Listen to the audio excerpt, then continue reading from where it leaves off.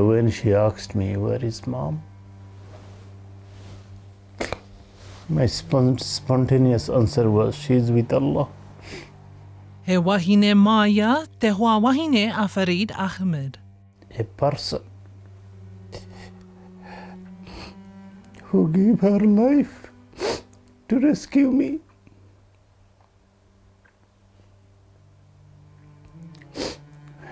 She put me first.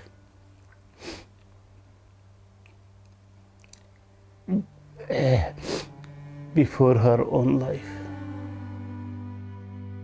Ko te 15 o maihe o te tau 2012, he rā karakia I huri hei moe papa mō ngā muhirama. Engari, mō Farid Ahmed, koinei tōna rā whakamutunga me tōna hoa pūmau a Husna Ahmed. Ko Farid tētahi o te 34 I mate ai tō rātou hoa. Then one young man, he brought his mobile to me. He said, I saw you in TV, you were waiting there in the cold. I want to assure you that she would not come back. Farid, don't stay there in the cold.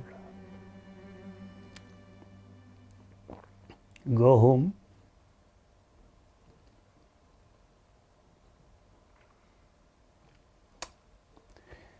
So that's how I found out. Ko tēnei rā tapu te tohu kua whitu tau mai I ngā tukipoto whakatuatea e rua I Ōtautahi, I mate ai ngā muhirama e 51, I a rātou e haere ana ki ngā karakia praere. I huri te kaikōnihera Māori a Tyler Harrison Hunt ki te ihirama I te 5 noa I mua. A e mau mahara ana ia ki taua rā, hei rā, unprecedented attack. That's something that would never happen in New Zealand. I think many of New Zealanders thought the same thing. Te ao Māori and Islam are intertwined beautifully, actually. Even thinking about manaakitanga with the hospitality that our people have on the marae and our homes is exactly reflected in the Islamic world. They're beautifully respectful of each other. And that's why it made it easy for me to be not only just Māori, but Muslim too. Ko tā Harrison Hunt, e kōrero ana maua ko Ahmed mo te rā mau mahara. And as a city, he thought we should be pushing for a day of compassion or of unity. Many people think of unity, which could be commemorated on March 15th, which is also the World Islamophobia Day, might I add.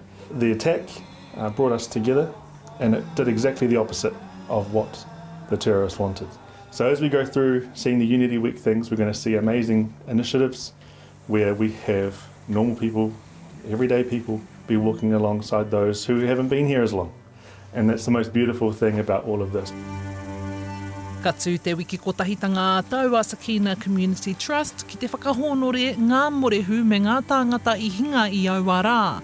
He raupapa kaupapa ka whakakotahi te iwi ki Ōtautahi, huri noa I Aotearoa, tai noa ki te rua te kaumātahi o Maihe. Hora kairangi Nicholas, Tahu News.